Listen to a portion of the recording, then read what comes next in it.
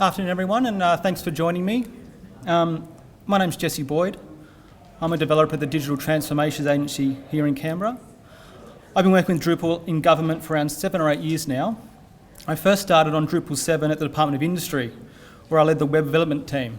Hello, Marge. I moved to the DTA about 1.5 years ago, and I've been the sole developer in the communications team ever since, and I'm pretty sure the sole Drupal developer in the entire DTA. During my time at the DTA, my primary responsibility has been the maintenance and ongoing redevelopment of the DTA's corporate website, www.dta.gov.au. And it's my experience of that project as a Drupal developer and a DTA employee that I wanted to talk about today.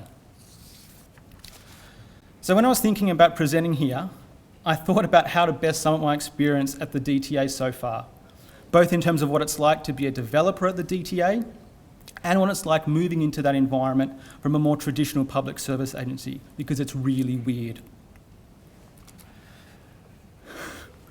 So when people move into the DTA service delivery culture and environment, especially from other public service agencies, chances are they'll hear, either from their former colleagues or from their new ones, questions about whether they have drunk the DTA Kool-Aid. For those not aware, and I wasn't aware of this before I wrote this, and which is why I crossed out the title on that first slide. This is a hopefully unintentional reference to the 1978 Jonestown massacre, when 900 followers of the Reverend Jim Jones committed suicide by drinking poisoned grape Flavour-Aid. It's not even Kool-Aid. So putting questions about the accuracy and, let's face it, appropriateness of this phrase to one side, it does make for a nice clickbaity title for a Drupal South paper.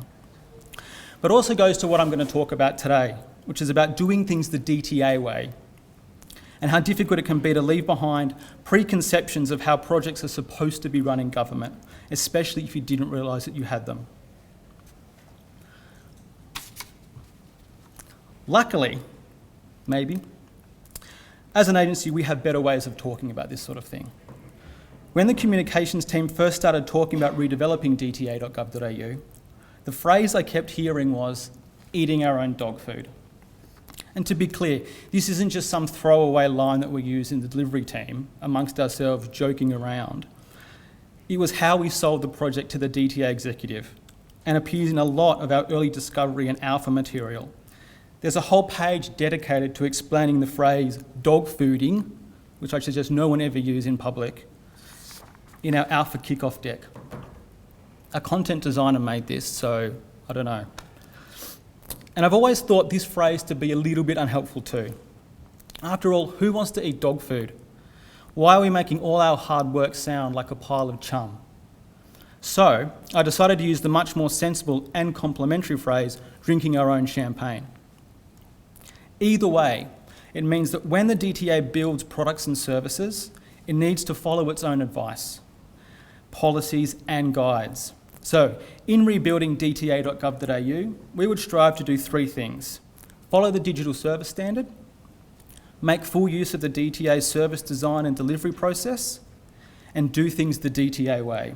I know I keep saying that, but it was really important, and it still is. We would use the UI kit, which is now called the design system, follow the content guide, be open and transparent, and use cloud.gov.au to host our code, and so on. We'd follow all the culture values that were put up on our walls with little hashtags next to them. So just a couple of things about the digital service standard. I am by no means an expert on it. There are people at the DTA far more knowledgeable about it than I am, but it's key to how we do things at the DTA, so I think it's worth a little bit of explanation. I will say this, however. If you currently work in digital delivery for the Commonwealth Government, or you will be in the future, then you should be aware of and hopefully using the digital service standard when you build a service. Service here means website. It's probably going to come up sooner or later, and if it hasn't, I strongly suggest that you start that conversation. It gives you the framework and the policy you need to build better services for everyone, and speaking from personal experience, makes life as a developer a lot easier. The DSS, as you can see there, well, not quite, but it's made up of 13 criteria. The last few are cut off there. I don't want to go through each one. but there's a handful that I will talk about specifically. If you need more information on the Digital Service Standard, probably the guides is the best place to go to, guides.service.gov.au, and there's also sort of some equivalent information on dta.gov.au as well.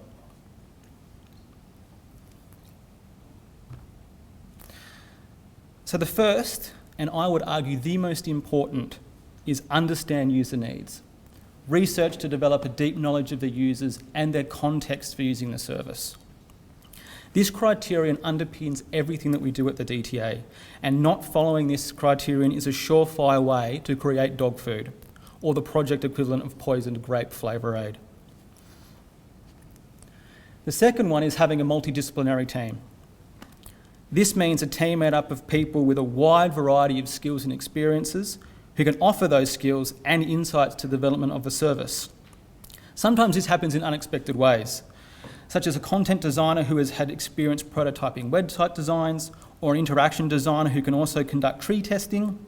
In other words, there's no way you can deliver a good service with a team made up only of developers or only of content designers. At the DTA, we refer to this as having T skills, where you have a bunch of things that you're okay at, but then one thing you're really, really good at.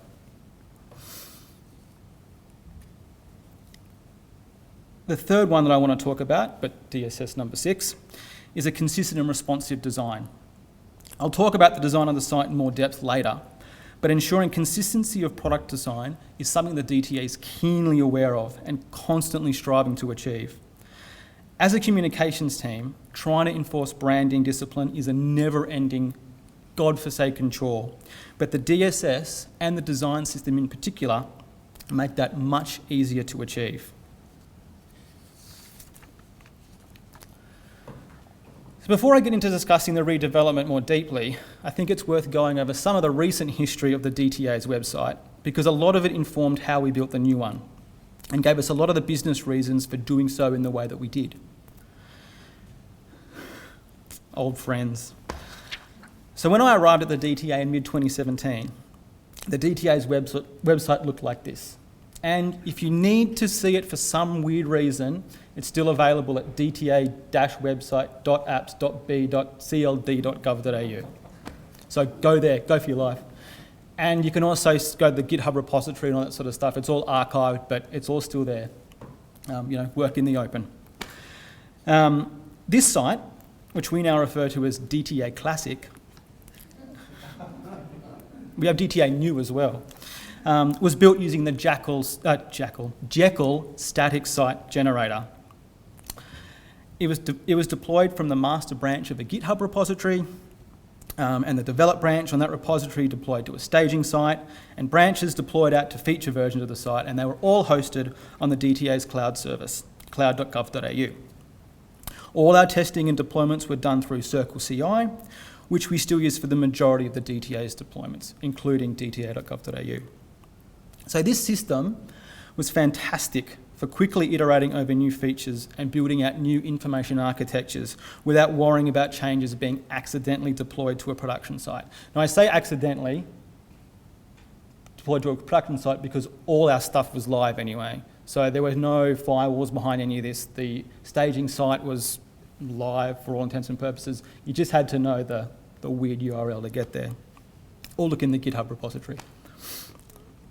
But for what it offers in terms of speed and reliability, at least in terms of development time and end user experience, there were huge drawbacks for the business. And by business, I mean pretty much the communications team and everything else that relied on that. This was especially the case for content editors, who not only had to worry about writing great content, i.e. their jobs, but also about writing perfect code. And it wasn't just a matter of writing nice markdown files for Jekyll and Liquid to swallow up and turn into web pages. There were other places where they had to write HTML knowing absolutely nothing about it whatsoever. They also had to be familiar with the ins and outs of Git workflows like branches and commits and pushes and pulls, and trying to understand why things went wrong when they did. There were so many times when a content editor would come to me with a page full of red markdown errors and having absolutely no idea why on earth it had gone wrong. Often the answer was just to delete it and try again. It was very difficult to have more than one content update in the pipeline at any given time. And it sometimes took a black belt in Git foo to try and resolve some of the code shenanigans going on when multiple authors were trying to update the site. I do not have a black belt in Git foo. The final nail in the coffin, as if all that wasn't enough, was that as a completely public website hosted in a public GitHub repository, it was horribly difficult for anyone outside a certain set of developers, which included me. Sorry, it didn't include me. I wasn't in that set of developers, to get embargoed content approved and online. It just was too hard. We had a private repository, but having to get the two repositories to talk to one another just seemed too difficult, so we didn't. These technical challenges, combined with some sometimes rather opaque approval processes, meant the DTA, and in particular the communications team, could not provide to the agency and our wider audience the kind of timely and responsive service that we wanted. So almost from my first day at the DTA, the communications team need for a decent content management system was something I was constantly aware of, in the sense of, hey, when are you going to build us that content management system? And finally, toward the middle of 2017, we were able to start kicking off a project to rebuild dta.gov.au using Drupal. If you want more information on the technology behind the Jekyll version of a website, for some reason you want a 2-year-old tech blog, there's a blog post on that very subject by Brendan Gordon, who's a member of our fantastic cloud team at the DTA, who's also done a lot of behind-the-scenes work on dta.gov.au, the Drupal version, getting all our deployments and stuff to run the way we need them to. I think it goes without saying that as a Drupal developer, I think that pretty much any problem can be solved with Drupal. So, if you happen to have a Drupal developer on your team, chances are your new website is going to be built using Drupal. So really, the question was never about whether to use Drupal, but rather what flavour of Drupal we were going to use. This wasn't just a matter of choosing Drupal 7 or Drupal 8, although of course that figured into it, but also whether to go headless, whether it could be deployed safely on cloud.gov.au, which frankly was the major concern, and whether to use GovCMS or some other distribution, or start from scratch. The points I just made. There are a few things tipped us on to deciding on the current platform. First, we didn't really want to be redeveloping the site again when Drupal 7 reaches its end of life in 2021, although I think when we decided that was slightly earlier. And I especially, and this is purely selfish reasons, I didn't want to be involved in a Drupal 7 to Drupal 9 upgrade. Secondly, given the DTA's role as an agency pushing digital transformation out to the rest of the Australian public service, I felt it was a good approach to use the latest version of whatever we plan to use, even if that platform is not quite ready for prime time, as I later discovered. Thirdly, we wanted to support the development of GovCMS. And although my project deviated a long time ago from the GovCMS project, I want to make it really clear to everyone that I'm completely behind the GovCMS project. And if you take a look at our composer files, I've left in the names of the Department of Finance developers who built the original scaffold for what went on to become our site. But when I started, it became pretty clear pretty quickly that the alpha version of GovCMS 8, which is what it was at the time, just wasn't suited to the DTA's needs. But in our initial phase of development, it provided a really useful diving board, and for that I'm eternally grateful. Lastly, we had to be sure that it would deploy safely and reliably onto cloud.gov.au, which is the DTA's external cloud. Luckily, I'd already built an internal DTA website on Drupal 8, which I'd managed to wrangle on, after much difficulty, onto cloud.gov.au. So the proof of concept was already complete. And most of the work in that space has gone into creating a reliable, continuous deployment and integration system, and finding ways of dealing with some of Drupal 8's more uncompromising aspects. So, in the end, we decided to go with Drupal 8, using a GovCMS core, using GitHub to store our code, and Circle CI to run our deployments and conduct tests.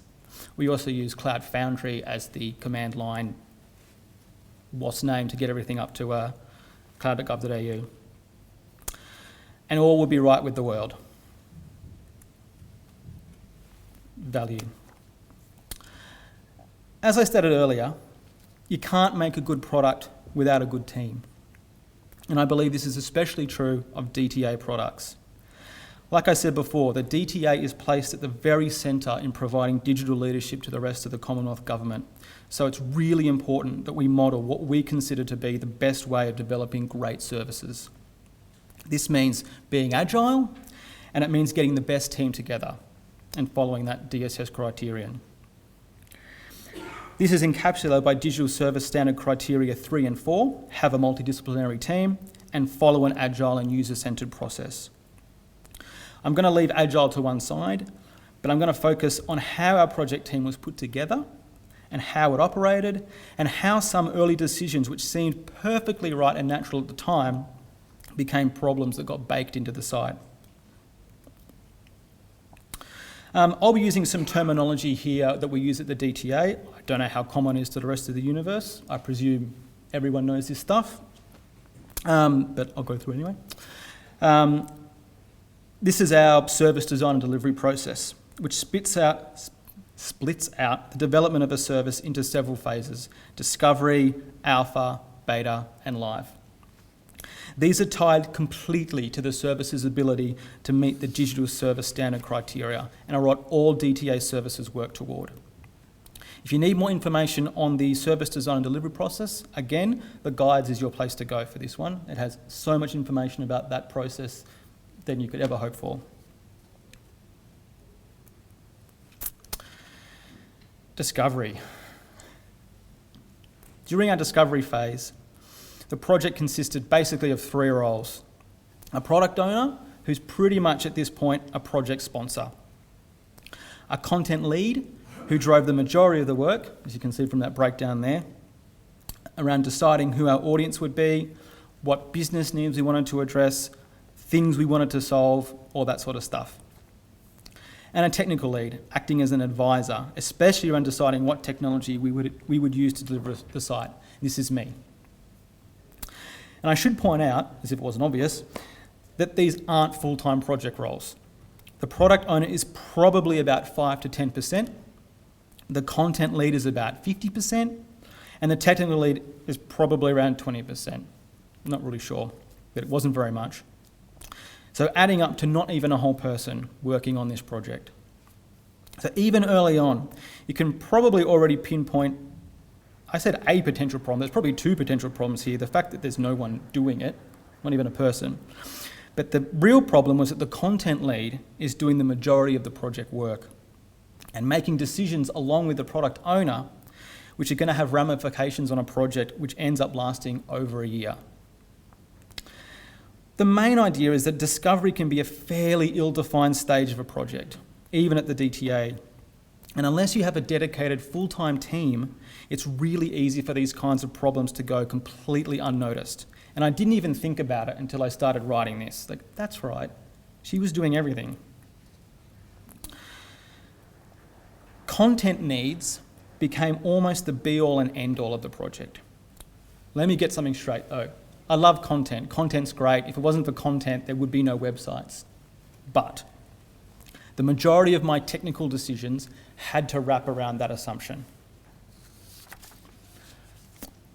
In addition, the discovery work went on in the background of regular business as usual of the communications team. And we weren't even an official project as yet. It was more a state of, hey, this is something we'd like to get done, so let's just write some stuff and see what happens. By the time the project moved into the alpha stage, and that is to say the project passed the first 3 criteria for the Digital Service Standard, we'd become a formal project and actually had time to dedicate to the project.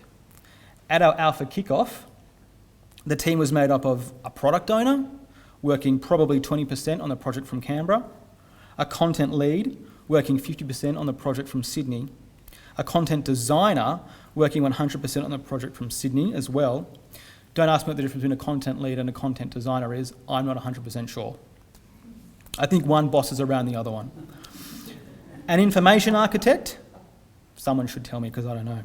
An information architect working 100% on the project from Melbourne, a technical lead and a developer, working 50% on the project from Canberra, and again, this is me, I'm a technical lead and a developer now, and a delivery manager, as the DTA calls Scrum Masters or Agile coaches or whatever term you want to use. Try and hold this in your heads. The delivery manager is half the content lead and half the technical lead. Remember that part. Later, we also brought on an interaction designer, which was extraordinarily useful for me as a developer because I am really not a designer. I'm terrible at it. As you can see, I could manage to get black slide, white slide, black slide, white slide. That's about it. So therefore, not only am I half on the project, of that half, I'm half a technical lead and half a delivery manager. I think that's 25% each. And at this point, my delivery manager half, this half, is doing Scrum Master type things like arranging scrums and retrospectives and things like that. And the delivery manager, half of the content lead, is doing documentation and reporting and that sort of thing. So it's pretty clear again that there's a couple of glaring problems, which I didn't realise at the time, even though it seems obvious. The most apparent is still the lack of a full-time team. Most of us, except for the content designer and the information architect, are working at this project sort of between 20, 50, 80%. We're doing other things in the background. In particular, a big problem is the lack of a dedicated delivery manager. Since a delivery manager or Scrum Master's job is to unblock the work of the rest of the team, there's an inherent conflict of interest in doing the job of a delivery manager and a technical lead at the same time, since there may be a conscious, I hope it's unconscious though, desire to guide the project in a way that makes sense to your other responsibilities and not necessarily the good of the project. And I'm pretty certain that never really happened, at least to me. But it certainly didn't make my life particularly easy. And the fact that there wasn't anyone I could go to as a technical lead to discuss delivery was a real bummer. The second and less obvious problem was the concentration on content roles and the placement of those two roles in Sydney. Not only did this create an imbalance in the focus of the project still, it also led to two quite distinct work cultures in the one team. If anyone's familiar with the DTA, has ever worked there, you'll know that there's already a bit of a cultural difference between the Sydney and Canberra offices, and this just exacerbated it.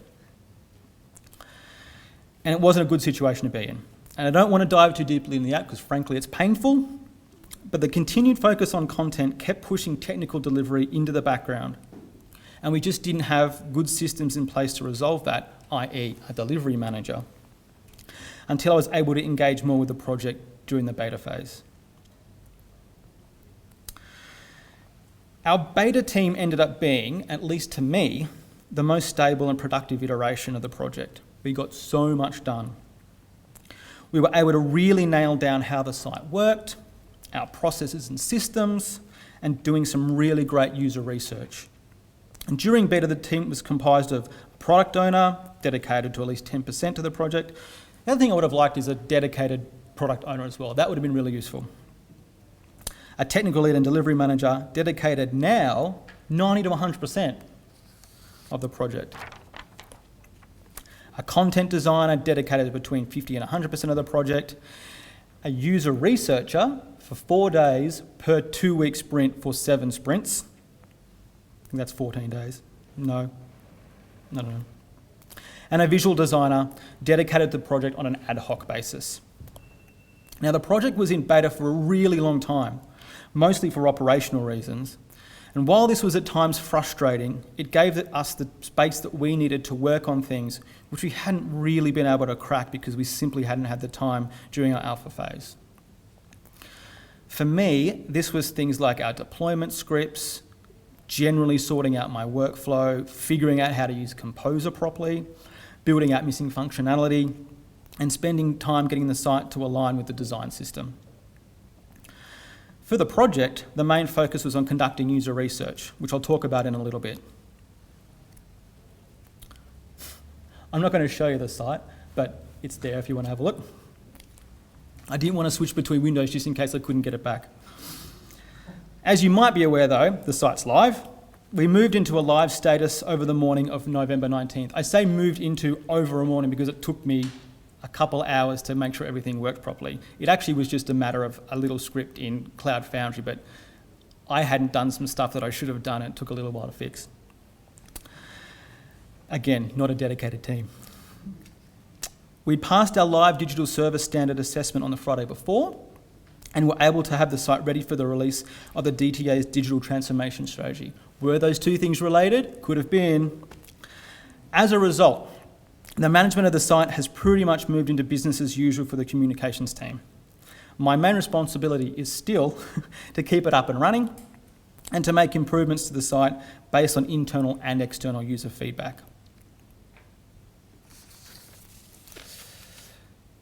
As I was saying earlier, one of the best things about working at the DTA, particularly in contrast to what I would consider a more traditional public service approach, is the DTA's extreme focus on user needs. At previous places I've worked, user need is pretty much defined by whoever's asking for this right now and their relative number of levels above you. Where user research was done, it was done sparingly and the results were rarely shared down to the developer level. And even when user research was conducted, it was campaign level research and not about the website specifically. In my introduction, I touched on the notion of leaving behind preconceptions about how government services are built. And for me, the user research aspect was the most eye-opening. I've always known in the back of my mind that's an important thing to do, and that I and my team could make better products if only we knew who was looking at a site, what they were thinking, and hell, what they might have even wanted. But when you have very tight deadlines and unmanaged expectations, relying on the domain knowledge and expertise of business areas is often as close as it gets. I've already spoken about the need to have a multidisciplinary team, but as it happens, the information architect for our alpha phase also had some experience doing user research, or at least their need to build a working information architecture relied on having some kind of research to base that information architecture on.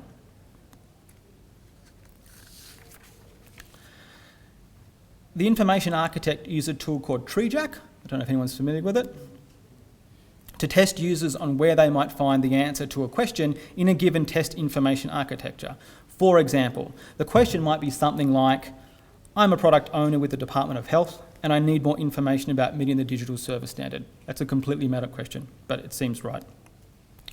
The person doing the tree test would imagine themselves being a product owner with the Department of Health and then click through the test information architecture and indicate where they think the answer to that question might most reasonably be found. After 10 or so questions along those lines, you have a decent set of research data to work from.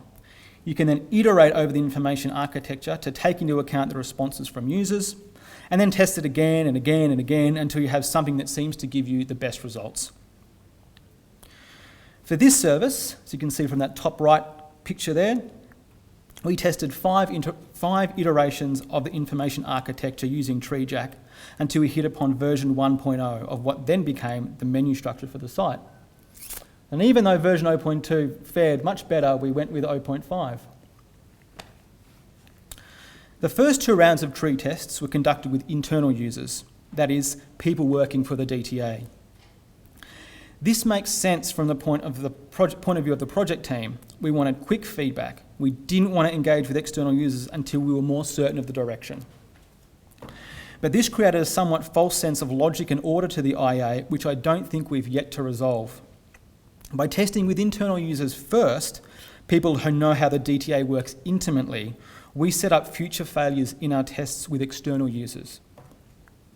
The best example of this is our ongoing Our Projects dilemma. If you take a look at dta.gov.au right now and see Our Projects right up there in the main navigation on every single page. But what does this actually mean? What's a project? To someone working at the DTA, it roughly translates as things we're working on. And from the beginning, this informed, mostly subconsciously, what would go there. If you click through to our projects, the first thing you see is about the digital marketplace. All good so far. We're still working on the digital marketplace. In fact, as it turns out, we're still working on everything at the DTA. Nothing's finished. Release early, release often. From the very beginning, this means that we baked in a false assumption of how users would interact with our site. They would know what our projects meant and would always go there to find the things we thought they wanted. And then they'd go to help and advice when they needed those things. And it turns out that that's really wrong. And it seems really obvious to say out loud now, and I feel stupid saying it out loud. But you have to understand that when you're working that close to a product, in that environment, you don't realise that these problems exist until someone else tells you. And actually, it turns out that people go to help and advice for pretty much everything that the DTA does, because that's what we do. We only discovered these problems because we took on a dedicated user researcher for 7 sprints during our beta phase. Each sprint, we had a dedicated user research planning session and a dedicated user research shareback. Initially, these were led by the user researcher, but as the team became more familiar with the process, we began to drive the design of each user research sprint ourselves. I found this was a really great way to build empathy with our users, but also to learn a few things about the art of user research to which I'd never really been exposed to. One example of this was sitting on the user research sessions themselves. You've probably heard this a dozen times before, and I hope I'm not saying anything new. But people who build websites and deliver services need to go out of their way to be with the users as they use, or in some cases attempt to use, your service. I say this in particular to developers who often find themselves on the receiving end of feature requests and GitHub issues without any context of why something is a problem or why a feature you worked really hard on needs to be fundamentally changed or even removed. As an example, dta.gov.au uses cards as the main way to access content across the site. For those not familiar, a card is a little piece of content about other content to allow users to get an idea of what a page is before they go to it. You'll see them all over dta.gov.au, and I do mean all over. And in our research, users responded really well. They loved this idea of having cards to see content before they got to it. So one of the early hypotheses we had, based entirely on no evidence whatsoever, is that users would want as much information about our news items and blogs as possible, because we work really hard on them. So we jam-packed the cards full of information on the left-hand side there. We've got a little index image, the name of the author and a little picture, the title, the date of the item, and even what kind of item it is. Our designer thought long and hard about that layout, and I worked really hard on getting it to look just right, respond perfectly, and be as accessible as possible. And it turns out users don't care about any of that. So our current iteration of the cards is much more stripped down. We treat news items and blogs the same because users, funnily enough, don't care about the different internal procedures that go into making them. And the author is relegated to the content page only. And it was actually only the authors who cared about that. And even then, no one's actually complained to my face, so whoops. To the design. From the very beginning, we decided we would make heavy use of the DTA's design system. At the time, this was known as the UI Kit 2.0. And classic DTA was built using UI Kit 1.0. And you'll still see that terminology used in some places, such as in the name of the repository.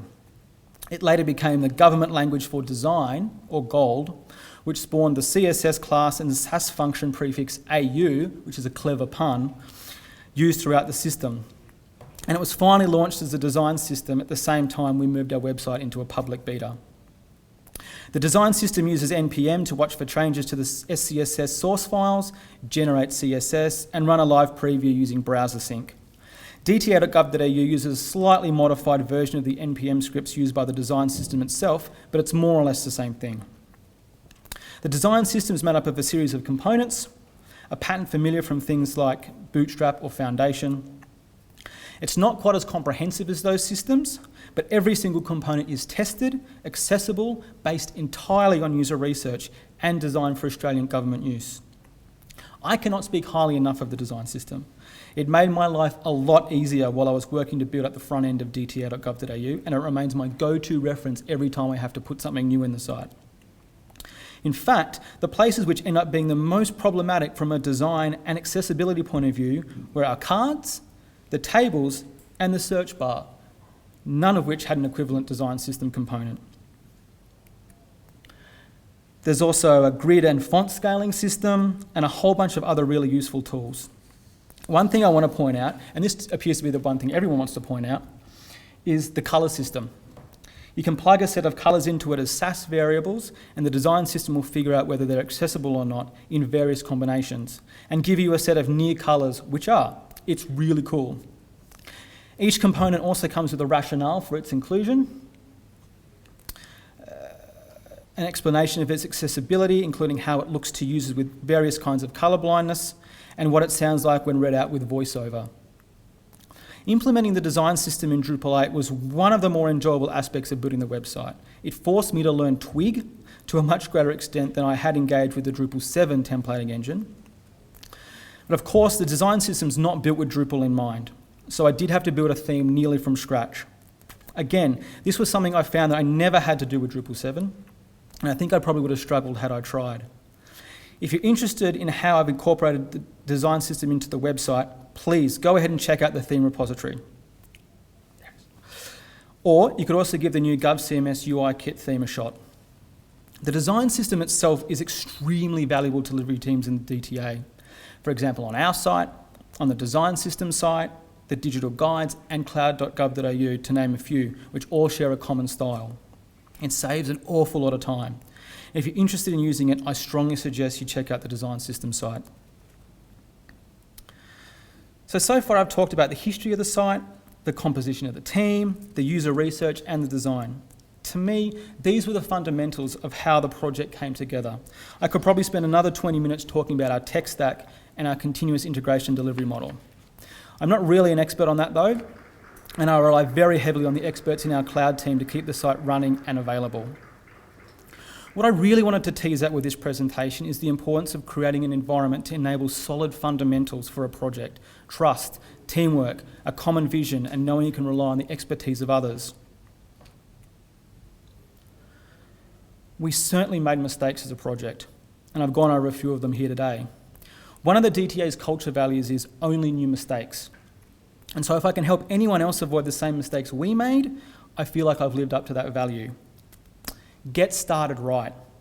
Build a team made up of a good mix of skills, working styles, and personalities, to some extent. If you're all the same, you're going to end up building a service that works for people like you and probably no one else. Balance out your skills early on and be prepared to change up your team as your project ebbs and flows. And if you can, try and all be in the same place occasionally. Start user research early and do it often. Get involved in it. Check back on your progress. Test and retest. And always try to recognise and then question your assumptions, because it's really hard to unbake a cake. Use the expertise and tools you already have available. Push boundaries where you can, but if someone's already designed a perfectly serviceable radio button, don't go and build your own. Choose obvious over clever every time. Have a roadmap. Follow a service design and delivery model. Follow the DSS, even if it seems hard and weird. It will make your life easier. It's really difficult to retrofit a project back to the DSS. So if you can, lay that groundwork early on. In the project, the service design delivery model and your DSS assessments will be mere formalities. Mere formalities. Finally, I want to give a short plug for the DTA. We do a lot of great work, and we're full of people dedicated to creating great public services that are simple, clear, and fast. For more information, head to any of these websites, leave some issues in our repositories, and get involved in our communities. Thanks very much.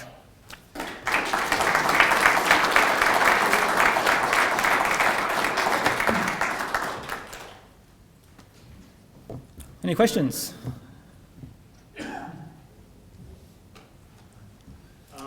You mentioned the tech leadership. Yes. And yeah, a lot of what our team do is wait for stuff like this and go up to ship so we can throw performance tools at it and, you know, generally laugh. This time it was like, wow, well done. So, you know, really use that one. The question though, why not headless, and what went down that decision-making path? To be honest, it was because I didn't want to do it. I didn't want to dive into Drupal 8 and into React or something like that, whatever it happened to be, at the same time. I'm the only developer on that team, and so I just didn't see it to be a reasonable proposition that I could do those two things at once. And that was pretty much what it came down to. I was already familiar with Drupal, Drupal 7, was happy to learn Drupal 8, but figured that pushing it that extra bit was probably a little bit too much. I'm super glad that I didn't as well, because it would have been really hard.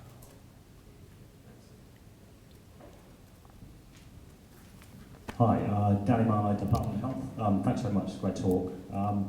We've used the design system or the UI kit from version 1 in some of our older sites. Then we moved to the version 2, and we're huge advocates of the system because obviously it speeds up build and builds consistency and whatnot. One of the things about the design system is that obviously it's a series of components, but it's not patterns or templates. And I know you must get a lot of questions from government saying, oh, is there a template for this? How should we do the header? How should we do the footer? What are the page layouts, etc.? Yep. Given that the DTA site is effectively the de facto poster child for the design system, how much thought is there around those patterns that you use on your site and how you might kind of add that layer to the design system for the DTA site and what influence that might have on the build that other agencies might do? Yeah, good question. Certainly from the very beginning, we decided that we wanted our sort of layouts and I guess our content types, I suppose, for want of a better word, to be as simple and straightforward as possible, and to just sort of rely on those sort of component-y bits to drop in and, style them and make them look nice. And you're quite right, it has become a de facto poster child, as you said, for the layouts and templates. I don't know about other government websites, but certainly when people are looking to build new products within the DTA, I see a lot of my work and a lot of the team's work in those new projects. Teams we've had absolutely nothing to do with have picked up those templates and sort of gone with them. As for design system templates, I know that those guys are still in two minds about whether to actually have templates, whether they want to stick with a sort of a component system or move down another road. But I think it's not a conversation that's finished at the DTA. It's one of those ongoing questions we haven't quite decided on. But look, I'm more than happy for people to rip off my work. If you want some layouts and stuff, have at it.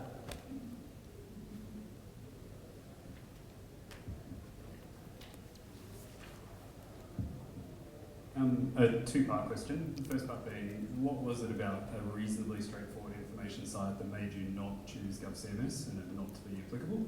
And then the second part to that, and then why did you host it on cloud.gov.au instead of on GovCMS? I guess the main issue was around the tech stack that we were able to get a hold of and provide. Because we wanted to do things the DTA way, I suppose, we wanted to use stuff that we already had access to, like cloud.gov.au, like Drupal development resources, like the design system. There were a lot of discussions early on that I wasn't really privy to about GovCMS, there's a bit of history between GovCMS and the DTA from a long time ago. And there were a few sort of political considerations that were sort of above my pay grade.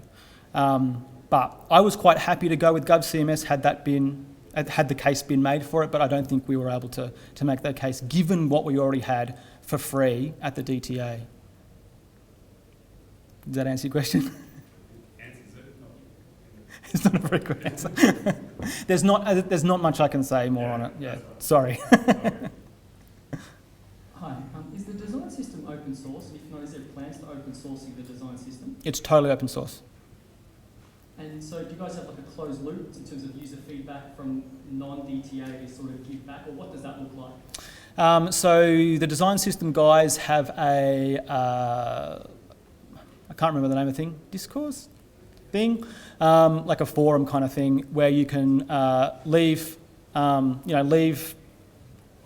requests for things, like if you want a particular component or you saw a component being used somewhere else really well, and then they sort of plug those sorts of things into their own sprint processes and planning and that sort of stuff, and sort of think about, well, what can we do to meet that need?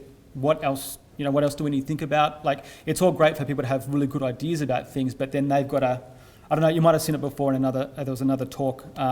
They showed sort of the progression of components from sort of ideation to complete And there's a lot of steps on the way there, but it's all completely open. I think even their project board, their sprint board's in a GitHub project, so you can just go on and have a look and see what they're doing at any given time. It's totally open. Anything else?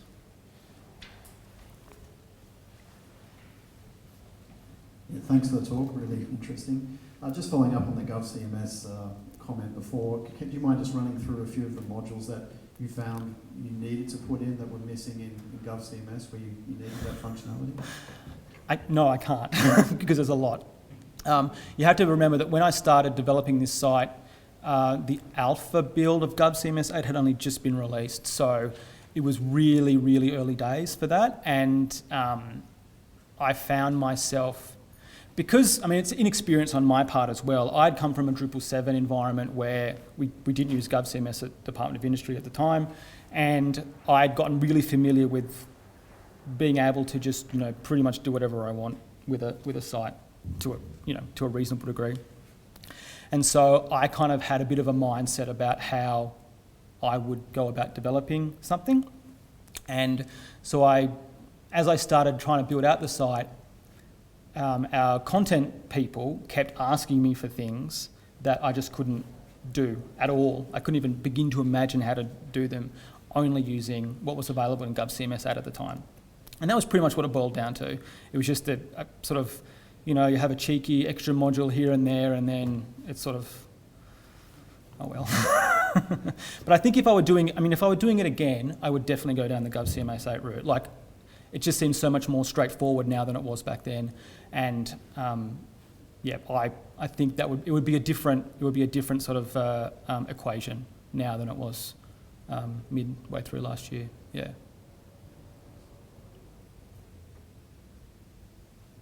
Cool. All right.